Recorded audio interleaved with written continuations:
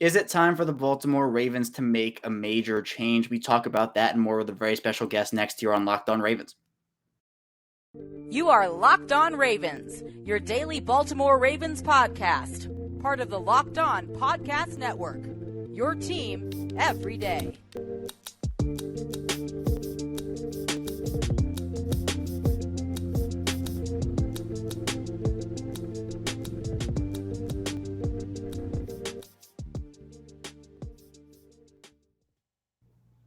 And we return here with another episode of Locked On Ravens, your daily Baltimore Ravens podcast. I'm your host, Kevin Ostreicher of Ravens Wire. We're here on the Locked On Podcast Network, your team every day. Thank you so much for tuning in, making us your first listen of the day. We're free and available on all platforms, including over on YouTube. And today's episode of Locked On Ravens is brought to you by Bird Dogs, the most comfortable shorts, pants, and sweatpants with built-in liners. Go to birddogs.com, use promo code Locked On, and boom, a free Bird Dogs rope hat with your pair of Bird Dogs. We're back here, though. It is Tuesday, a Taco Tuesday, and here to break down everything, and I mean everything, surrounding this Baltimore Ravens team is Spencer Schultz of Baltimore Beatdown. The Ravens fall 24-20 to the Giants in Week 6, Spencer, and again, just, I'd say, disappointing in just collapsing fashion. It's a game that a lot of people are frustrated with, understandably so. It's some of the same trends continuing.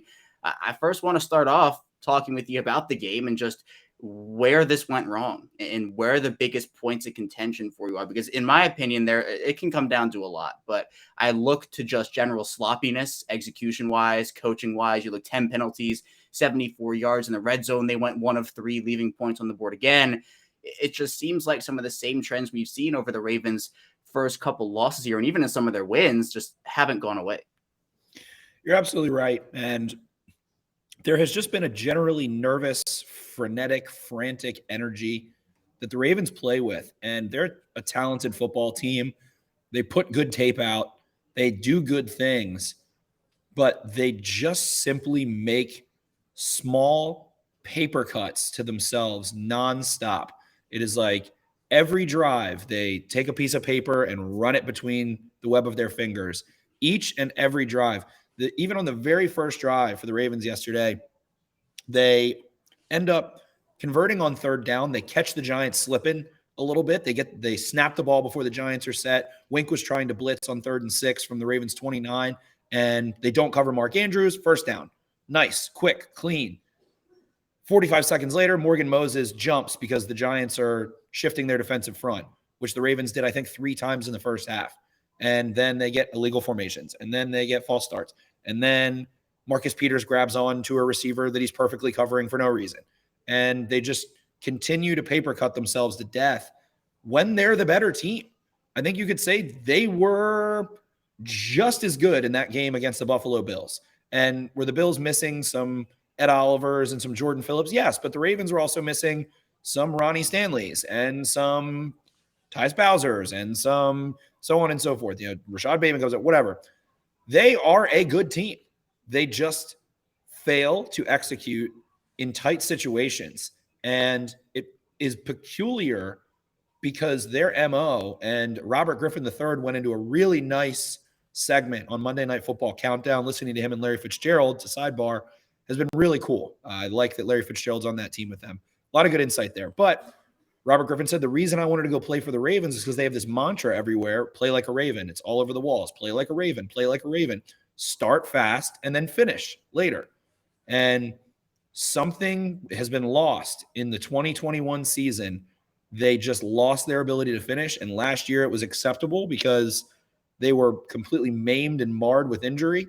So it was like, okay, that makes sense. Robert Jackson, needed to take outside leverage against Devontae Adams while they were double covering him, and he didn't. But hey, Robert Jackson signed off the street. But when it's guys that you draft high, when it's guys that you count on to execute, it is an issue. John Harbaugh goes in his press conference today and was clear-eyed and spoke well and took accountability and mentioned a lot of things. And he's right. It is a young team. Tyler Linderbaum had a really weird day yesterday. When you go back, and I haven't finished watching the offense at all yet, I'm still in the first quarter, but when you're watching the All-22 and you see Linderbaum just couldn't snap the ball on time. The whole game, really. There's instances where guys aren't getting out of their stance and he's snapping the ball early, or feels like guys are starting to rock back a little bit and it didn't even get called and he's snapping the ball late. And it's just simple, weird things continue to plague them.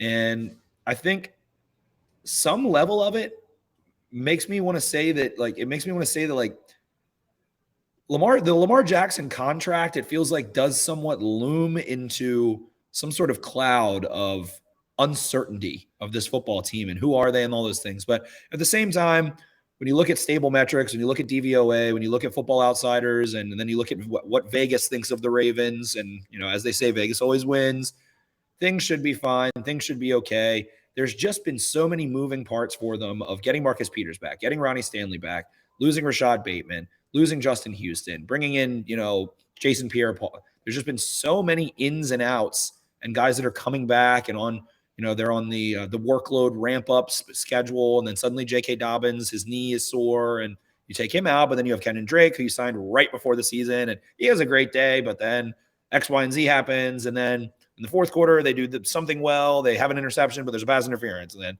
they, make a stop defensively and then turn the ball over on offense. They just can't play complementary football. They can't stop themselves from beating themselves. And it's a really almost like Alfred Hitchcock viewing experience where it's like you just are waiting for something to go wrong. And Daniel Jones, I think, played a nice game. And I think that the Giants, didn't make a ton of mistakes, but they didn't really beat the Ravens. They just kind of sat there and let the Ravens implode. So feels like this is a team that just has to get out of their own way. And in order to do so, it's going to take some combination of patience and then making a move that stirs things up, it feels like. Yeah, and we'll get into that move in the second segment and just what it could be when the timing of it should happen. But I think you're right, Spencer, where this team right now, it's just so many little things combining into one big thing that has resulted either in bad losses or pretty sloppy wins. You can argue the Ravens could be plenty of records. They could be 6-0. They could be 1-5. But right now they're at 3-3, and the wins that they have, they're not really super convincing, I would say. Like, they pull out wins, but the closest thing you have to that, I think, is the Jets in week 1. Then the Patriots, run and pass all over the defense. The Bengals game came down to the wire, and then you have the 3 losses. To you, Spencer, is this more of an execution issue, coaching-wise, player-wise? Is it a player issue, a coaching issue? Where would you kind of place? I know we talked about blame after a couple of these Ravens losses, but is this a whole accountability thing? Because I feel like everybody's a bit to blame here, but are you putting blame more so on one group than another? I think I do ultimately want this to fall on the coaching staff, but I ultimately think it's a product of circumstance than it is of error, I guess, because the Ravens decided to take a more cautious approach to training camp. They have decided not to rush guys back. They have decided to work on the snap counts and have guys have low workloads and things like that. So it feels like that they just have a lot of reps that they need to get in the preseason. What are the Ravens notorious for in training camp? Hard practice, hard conditioning test. They take the preseason somewhat seriously as opposed to other teams. They play their starters at times, and they didn't do any of those things this year. So they chose to be more cautious, and that feels like it lends itself to more poor results early in the season in the hopes that it will pay off in November and December, and this team can find itself as they pick up steam from guys coming back from injury. Tyus Bowser, David Ajabo, Gus Edwards, Marcus Peters, J.K. Dobbins, Ronnie Stanley. I mean, that team alone is like, how many? There could be 6 Pro Bowlers in there. From if they hadn't been injured, that could be 6 Pro Bowlers you're talking about. So I think that it just feels peculiar and it feels awkward, and it doesn't feel like your dad's Ravens of attacking and finishing and those things. Well, they do integrate younger players, so. Could guys be executing better? Yes, but it just feels like they really tried to take a different approach this year to go 180 and not come out of the gates 4-0 in September, instead hoping to finish 4-0 in December and surge into the playoffs as opposed to being the regular season juggernaut that everyone makes fun of them about being since 2019. Oh, how many games have you won in the regular season? That's great. How many have you won in January? All those, comments on Twitter, all those jokes that they make on national shows. So I can subscribe to that logic very much so, but it feels like they're doing their best to swallow their pride and take it easy in the first half of the season. And then, I'm talking myself into this right now, but it's like they don't play a murderer's row. there aren't a bunch of quarterbacks waiting. They don't have to play Josh Allen and Justin Herbert and Patrick Mahomes this season. They don't have to play any vaunted NFC quarterbacks this season really either. Tom Brady they play. They might get Jameis Winston. They play the Panthers and the Falcons.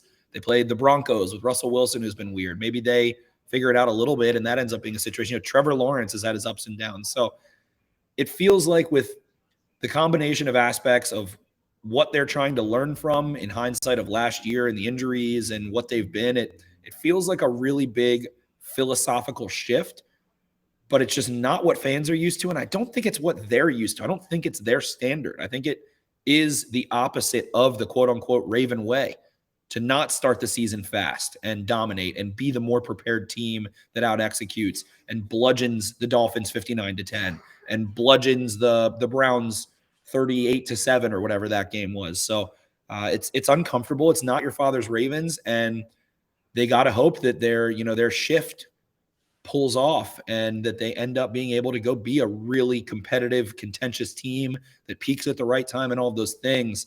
So it feels like there is a master plan, but right now it's just kind of a weird product to watch as a fan. It is. And, a conference loss here or there early in the season can impact what happens late in the year if you don't finish your business, much like we saw where it is different because last year the Ravens, they started 8-3 or the top seed in the AFC through 12 weeks.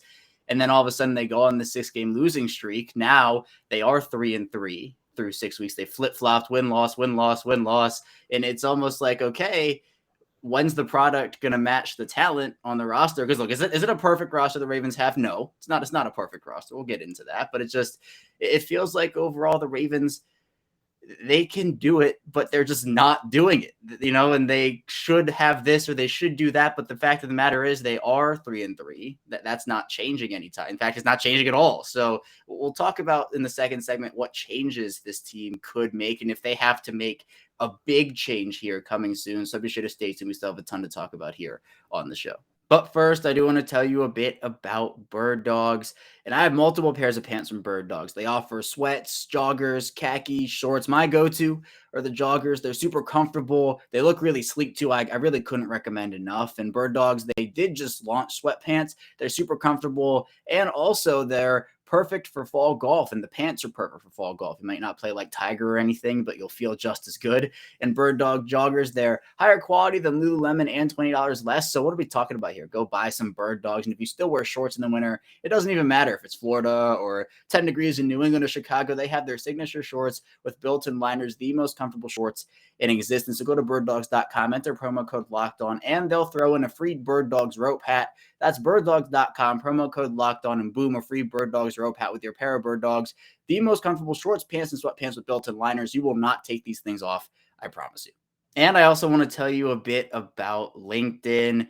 And these days, every new potential hire can feel like a high-stakes wager for your small business. You want to be 100% certain that you have access to the best qualified candidates available. That's why you have to check out LinkedIn Jobs. LinkedIn Jobs helps find the right people for your team faster and for free. I've used LinkedIn for a ton of things throughout my life. It's super, super helpful and also super easy to use. It's really easy to create a free job post on LinkedIn Jobs. You add your job on the purple hashtag hiring frame to your LinkedIn profile to spread the word that you're hiring, and boom, you're in business. You have simple tools like screening questions that make it easy to focus on candidates with just the right skills and experience, so you can quickly prioritize who you'd like to interview and who you'd like to hire. It's really important to finish the year strong, and the right team member can really help you do that. It's why small businesses rate LinkedIn Jobs #1 delivering quality hires versus leading competitors. LinkedIn Jobs helps you find the qualified candidates you want to talk to faster. Post your job for free at linkedin.com/LockedOnNFL. That's linkedin.com/LockedOnNFL to post your job for free. Terms and conditions apply. We're back here with our second segment of Locked On Ravens. Kevin Oestreicher is still here with Spencer Schultz, and we're going to be breaking down, I think, a very important topic. It feels like the right time to talk about it after just continuous, I'll go back to the word sloppiness. Now, I know, Spencer, we've talked about changes the Ravens should make. Should they do this on defense? Should they do this on offense? Where can they fix this? Where can they fix that?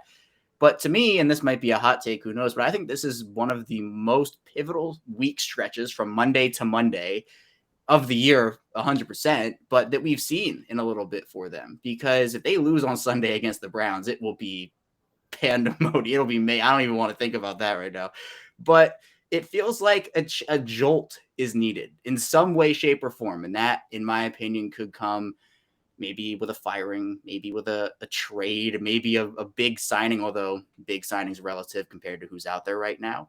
But do you think that this week, Spencer, is the time for them to get that jolt? Maybe a la 2019, where they go out and they trade for Marcus Peters, they bring in Josh Bynes and LJ Fort. Do you think this week is almost the perfect time to say, hey, we need a jolt. We're going to make a change. We're going to fire someone. We're going to make a trade and kind of spark this team?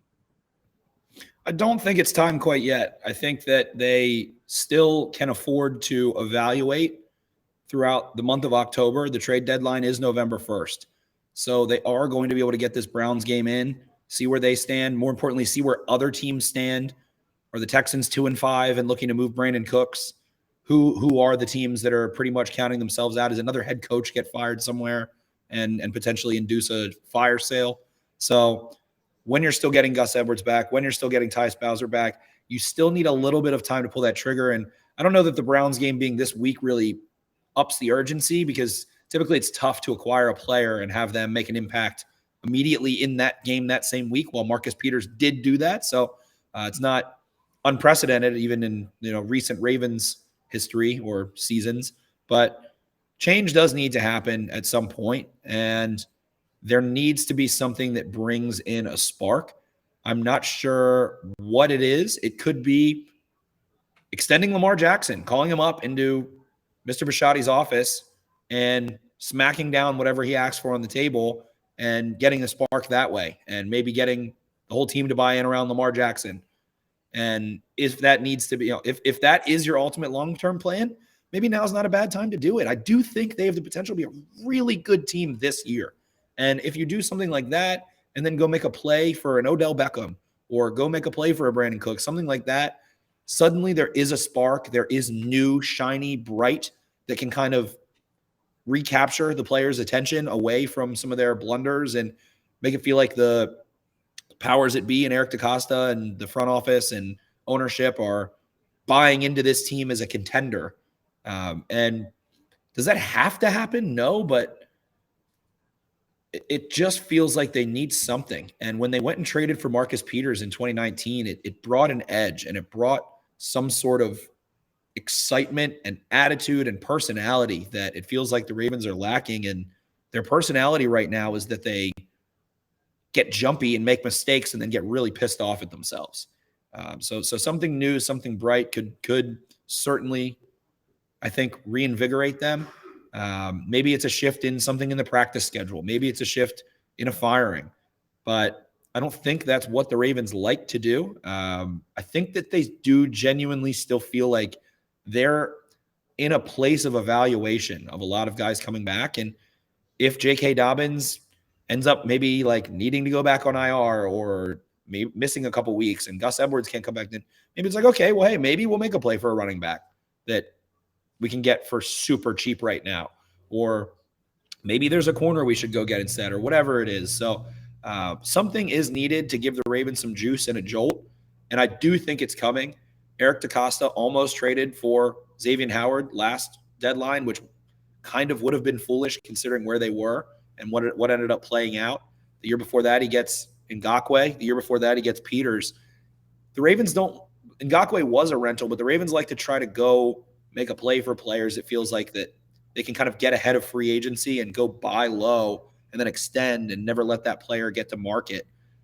So I think something similar is coming. I'm not sure if it's a wide receiver, but if it were me pulling the strings, that's where I would look and where I would go. Yeah, and you mentioned firing, and I just want to get your opinion on that, because to me, you line up John Harbaugh, Greg Roman, and Mike Macdonald, and you kind of say, and I've said this since I can't remember since when, but Mike Macdonald is just way too early for him right now to have a move like that made, in my opinion. He's still adjusting. I think the defense has played better over these last 3 weeks too.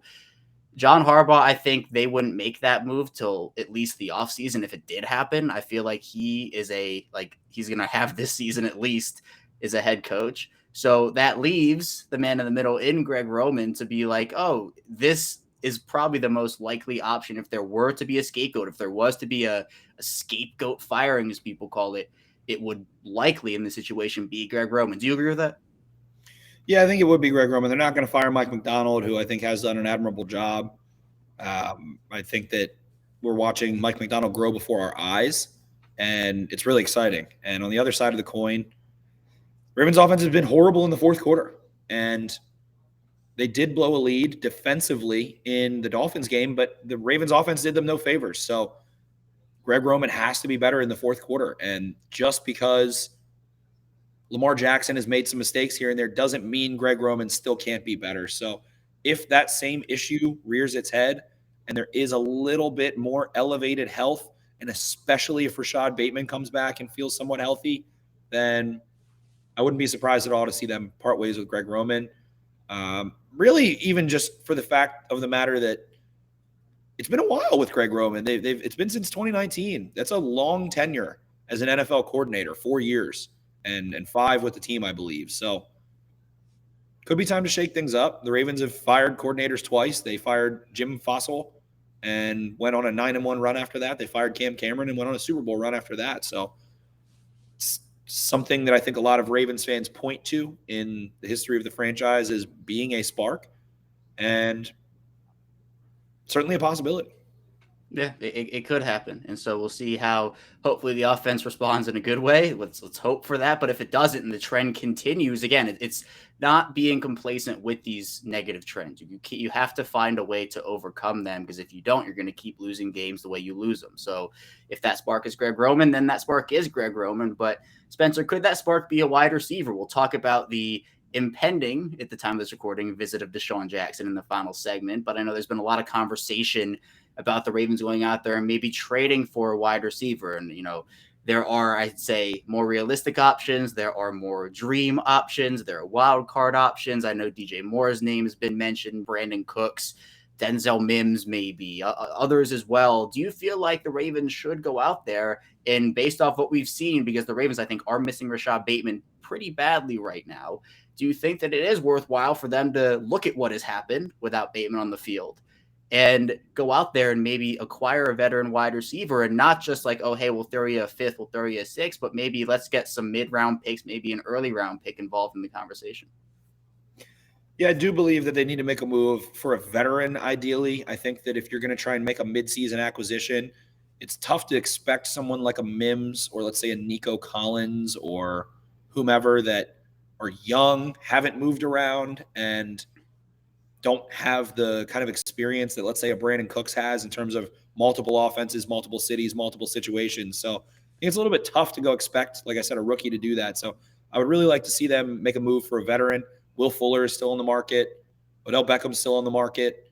A couple of different places to look. So like I said, this weekend's going to go along like Curtis Samuel. Who is a 2-win team at the deadline? Who is a 1-win team at the deadline? I guess the Raiders are the only one that have a possibility for that, interestingly enough. This has been a year full of parity where there aren't really too many really good teams or really bad teams. But I digress. You got to wait and see who gets desperate. And it's like, we need to just move this, where we don't care if we win this year. We would like to go draft a CJ Stroud or a Bryce Young and take advantage of that. So I am looking to Curtis Samuel. I am looking to Brandon Cooks as 2 very realistic possibilities that would probably be able to come in and figure it out quickly and provide that veteran boost.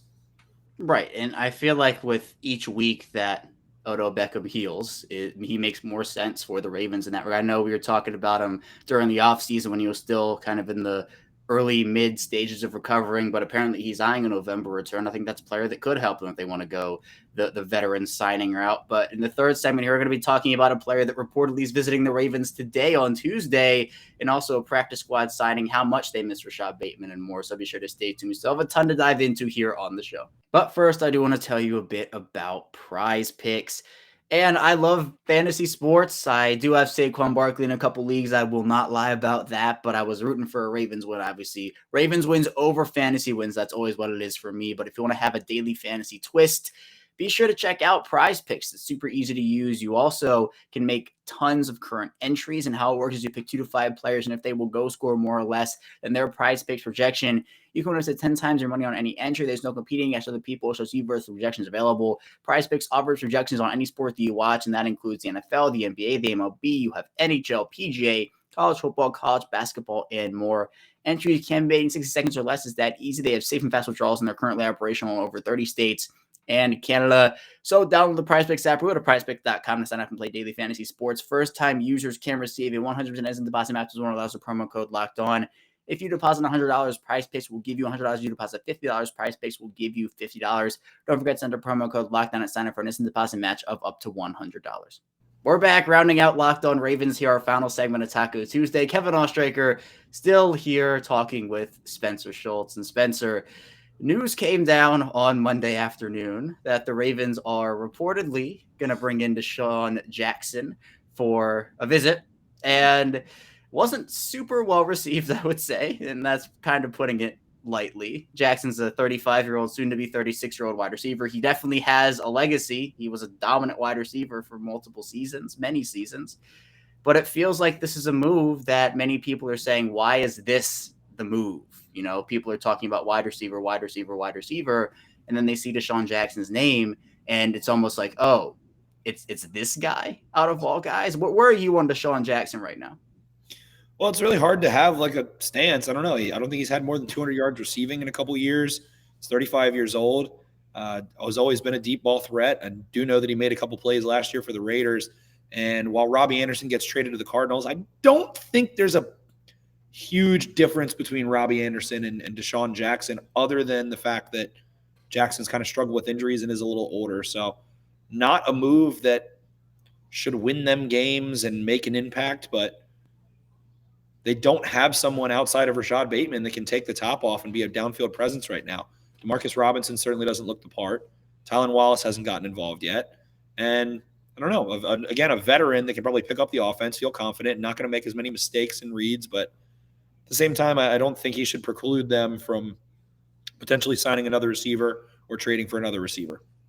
Right. I think that it can be a move. It just can't be the move. It's not a needle moving one by itself, but maybe if they bring someone else in, maybe we can hope. Then I think, and it depends who that would be, obviously. And I'm not talking about Andy Isabella, who, Spencer, I know you love so much, being on the Ravens practice squad. If you haven't seen it, Spencer, I think put together one of the greatest clips of all time, reacting live on the Baltimore Beatdown podcast to the Andy Isabella signing.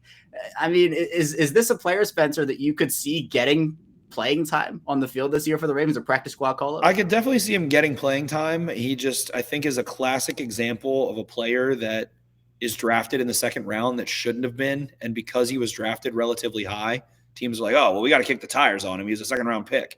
But it's like, it was just a mistake to draft him in the second round. He gets drafted over DK Metcalf. And I just don't understand.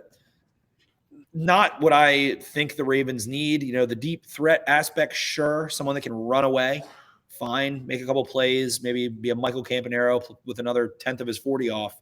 But I just don't enjoy Andy Isabella as a football player. I don't find him to be someone that should have been drafted in the second round. I don't understand how that ever happened. And the two moves the Ravens have made at receiver this year being Andy Isabella and Deshaun Jackson. Clearly, they're trying to bring some speed in. So we know that, but cheap speed does not fulfill my need in this case. And I don't think that those players, it's like the perfect Goldilocks of young player, little success, very fast, old player, so much success, over the hill, very fast. Go get Will Fuller. Go get Curtis Samuel. Go get middle-aged player, some level of success, very fast. You're almost there, Eric DaCosta. We're at Goldilocks, too hot, too cold. Go get that middle bowl. Enjoy yourself some porridge. So what I took away is you're Andy Isabella's number one fan. It's very true. I love Andy Isabella. Andy Isabella will score a touchdown this season. I know that. Andy Isabella will score exactly one touchdown, and it will probably be a really cool return or jet sweep or him making a cool play after the catch or something. And I'll love every minute of it, but it will not be 2 touchdowns. It will not be 3. It will be 1. Well, when that one happens, that'll be the entire show for the week when we talk. We'll only talk about Andy Isabella, and that's what we'll do. But someone we've been talking about a little, Spencer, is Devon Canard, who actually did reportedly sign with the Ravens practice squad yesterday. I know we've talked about what he could potentially do for this defense. And again, this is not like the Ravens signed Devon Canard to a 3-year, $40 million deal. This is literally just a practice squad signing who, hey, the Ravens have had some pass rush depth issues so far. They're waiting for Tyus Bowser. They're waiting for David Ojabo. And Canard, I think, fills something. Like, he can play almost that Tyus Bowser role when used correctly. Someone who I know is not the biggest sack guy, hasn't had a sack, I think, since 2020, I think it was. But I still think provides value, especially as a practice squad guy. Is this a signing, Spencer, that you think could maybe make an impact as a practice squad call up for maybe 1 or 2 games? I certainly do. And they've been having guys like Brandon Copeland come up and play and things of that nature. I think Devon Canard has been active in every single game for the Cardinals to this point in the season. I do think he's someone that can come play snaps at a serviceable level and has proven to be a successful player quite a few times. He just was in a rotational role in Arizona, and they've kept him around for a reason. I don't know. I think yes is the answer. He can go play. Had an injury last year, but prior to that, put together a couple nice seasons. And I remember him being pretty serviceable from what I saw in 2020 when I did have to study the Cardinals for Sports Info Solutions. I watched every snap he took that season and was quietly impressed with him. Yeah, so I'm excited about it as a practice squad signing. Again, not coming into your number one pass rusher, nothing of the sort, but just a quality depth guy who I think, yeah, for maybe 1 or 2 games while they're waiting for Tyus Bowser and David Ojabo could make that impact. But Spencer, I want to get your opinion on just how badly the Ravens are missing some of these guys, like Tyus Bowser, like David Ojabo. Rashad Bateman is someone who I think the Ravens, we've talked about it a tiny bit, but I feel like they miss him immensely. And the wide receivers, again, everybody moves up a rung on that ladder when a guy goes down, which I think is also why it's kind of important to bring in that veteran type player at the receiver position. But how badly, even Gus Edwards, how badly are they missing some of these guys? Because it feels like they're missing them. They most certainly are. And having a Gus Edwards healthy, I mean, really could have pushed the Ravens into the playoffs last year. And if Gus Edwards is healthy this whole year, we might be talking about a 4-2, 5-1 team. One of the most efficient, impactful runners, I think the most underrated runner of the football in football, and was so glad that they brought him back. The injury was so unfortunate. And then you go talk about a guy in Tyus Bowser that is super similar. Very efficient player, efficient pass rusher, efficient in coverage, consistent, does things right, executes right. The Ravens reward both of those guys on pretty small contracts that felt like they still got value out of those and rewarded guys that came up with them. So having those two, super impactful. Ronnie Stanley comes back, and immediately the Ravens' run game is cooking for 2 straight weeks against some teams that are supposed to be able to stop the run. So the impacts of those guys is huge. No Marcus Williams now. They haven't had Rashad Bateman. Justin Houston's been out. So people are sick and tired of hearing it, and they want to start blaming someone else. They want to blame Harbaugh or blame DaCosta or this person, that person. But what they suffered last year injury-wise was incredible. Like, it was almost impressive how many players were injured on the Ravens last year. And guys don't just come back the following year. It's like, oh, you're playing Madden and, you know, your receiver tears his ACL and he was an 89, and then the offseason happens and now he's an 89 again, and, you know, maybe even went up a point, and he just plays like normal. So I think it's the Maddenification of injuries and things of that nature. And for guys like Justice Hill and Gus Edwards and J.K. Dobbins and Marcus Peters, and I mean, Tyus Bowser tore his Achilles in January. Like, it's been 10 months, and he had a substantial injury that 10 years ago people wouldn't, you know, be able to walk the same after. So I think expectations did need to be tempered for the Ravens early in the season, but seeing how much talent they've had without those guys, and then, you know, Ronnie Stanley looks good again. You know, J.K. Dobbins has given you some spurts of looking sharp. You know, those guys aren't going to be 100% this season. They're going to feel the ramifications of those injuries, but they still are capable players and provide immediate boosts. So they have missed those guys. Tyus Bowser, a huge loss, I think, for the Ravens, very quietly. Someone that played a unique role for them and is going to again. So them coming back, them integrating back in and giving you any sort of decent rotational role that you can rely on is a huge boost in those respective rooms, the running back room and the outside linebacker room, which have needed any sort of boost over the last some odd year and a half.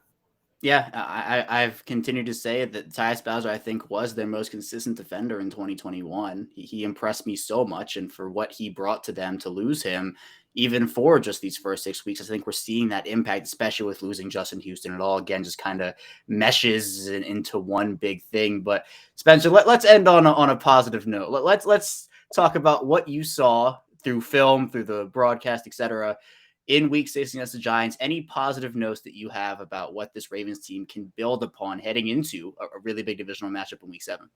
Well, they only missed 3 tackles defensively against a team that has arguably the most dynamic player in the NFL carrying the football right now in Saquon Barkley, who did have a filthy spin move to ice the game and then decided not to score a touchdown and to slide down, which was the right decision, but not for my fantasy team. But thought Patrick Queen was incredible. Thought Malik Harrison was incredible. Thought Geno Stone was so sharp. Thought Travis Jones was so sharp. Thought Justin Madubuike was disruptive. The Ravens had 4 sacks. I think, had 17 pressures and 5 more quarterback hits. So they did relentlessly hound the Giants. And it just is the classic case again, not to ruin the positive note, but if they aren't putting the Ravens defense at the goal line, turning the ball over on their own side of the field back-to-back times, maybe the Giants score 10 points, 13 points, maybe 16 points in this game. So I think the Ravens defense has made vast improvements. They haven't allowed a completion over 25 air yards, dating back to, I think, the second quarter of the Bills game. They have put the lid back on. I think the safeties look fine with Geno Stone in there. Marcus Williams does stink to lose, but linebackers look good. Safeties look good. Defensive line looks good. Want to see more out of Odafe Owe and some of those other guys, but as they gain reinforcements, the rotation will be fresher and they'll be able to pick their spots a little bit more effectively. So I think Queen, Harrison, Ben Powers was a really bright spot. Josh Oliver has been one of the most unsung heroes I can recall. A guy that probably, borderline should have been cut, it felt like, from the fan base. They draft Likely, they draft Kohler, they have Nick Boyle, and who's tight end too? Josh Oliver, who is blocking consistently well. I think Pro Football Focus has him as the number 2 rated run blocking tight end in the NFL, makes one-handed catches on third down and is scoring touchdowns, pancaking guys, doing it all. And, I think is really close to busting off like a 60-yard touchdown. He runs in the 4.6s. I think he's faster in a straight line than Mark Andrews is. So I'm calling my shot here. I think we see a 40-plus yard Josh Oliver touchdown in the next 2-3 weeks. All right, Spencer's bold prediction. I like that. And yeah, I'll say I did not have a clue why Baltimore kept Josh Oliver. I gladly eat those words. He's played great for them. I'm very happy he is on this team. And now, a team that kept 5 tight ends on the initial roster, kept 6 inside linebackers on the active roster. Some decisions that a lot of people, myself included, were like, this is an interesting decision, but Oliver's one of those guys who I think has grown a ton ever since coming to Baltimore, and I'm impressed with what he's been able to do. So hopefully Baltimore will be able to get back on track in Week 7 against Cleveland. But Spencer, that's all I have for you here today. Thank you so much for hopping on and coming on here with me. What do you have going on this week for content purposes? Just breaking down the tape, getting through the offense tonight, defense tomorrow. Cole Jackson and I are going to hop on 2 guys watching football on YouTube tomorrow and go look at all of Ronnie Stanley's snaps, I think. Go break down some thoughts on there as well. So BaltimoreBeatdown.com. You can find my podcast, the Baltimore Beatdown Podcast, wherever you get your podcasts, Apple, Spotify, everything in between. So thank you so much, Kevin, and I'll talk to you guys next week.